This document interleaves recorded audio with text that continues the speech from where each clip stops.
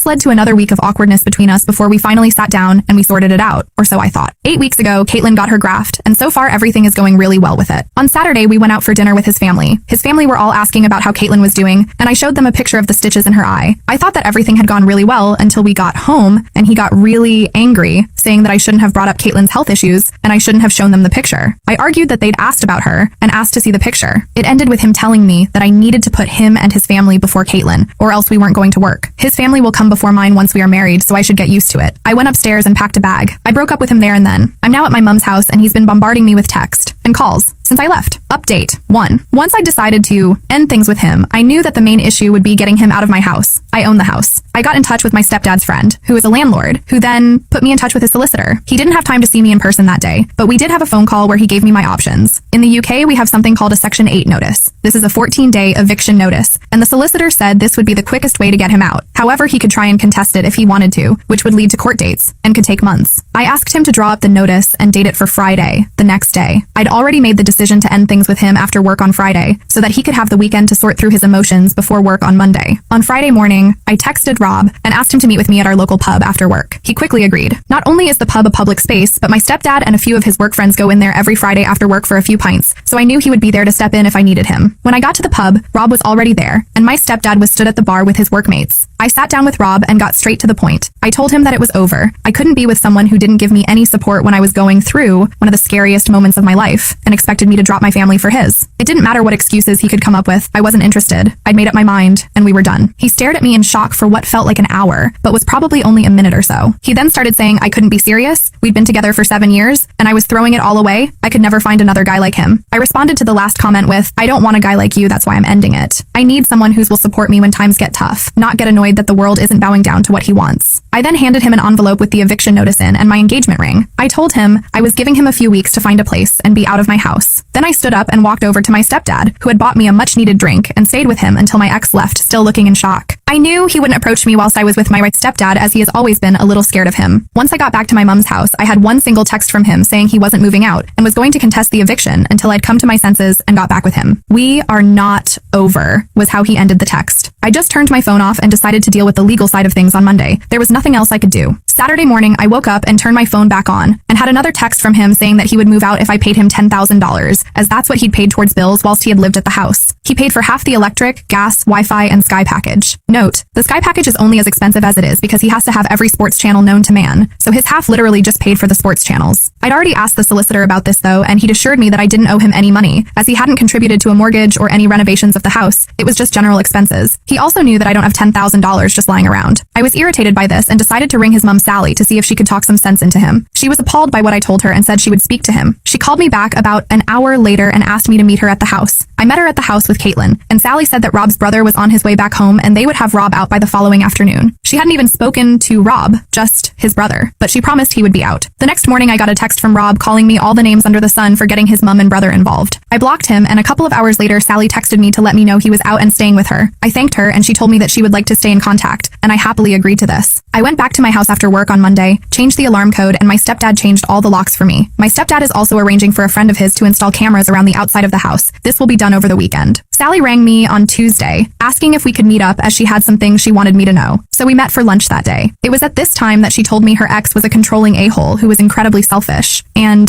the selfishness was what she had seen in Rob for so long. That's why she had commented on him being like his father, but she had hoped that was the extent of Rob's attitude and he hadn't picked up his dad's controlling behavior, which to be fair, he hadn't up until this whole episode. She had left Rob's dad after he became an alcoholic and laid hands on her. To her knowledge, her ex had never reached out to speak to Rob or his brother, and they hadn't spoken to their father in years. However, she'd found out on Sunday night that Rob was back in contact with his father and had been for the past year. His dad had been putting lots of thoughts into Rob's head about how he is the man of the house and his family is all that matters. This had fed into Rob's selfish tendencies and had amplified them tenfold. Sally said that she had told him to find somewhere else to stay ASAP, as she couldn't even look him in the face. Then Rob and his brother had a huge argument that ended with his brother telling him that as long as Rob is in touch with their dad, then he will have zero contact with him, even going so far as to tell him to spend Christmas with their dad, because Sally is going to his house and Rob isn't welcome. When Sally took Rob's brother's side in all this, Rob flew into a rage and said he would move in with his dad. He then left the house, but came back a couple of hours later looking like he'd been crying. Turns out that his dad doesn't want him living with him and basically said he could be on the streets for all he cares. He's not putting a roof over a grown man's head. Sally thinks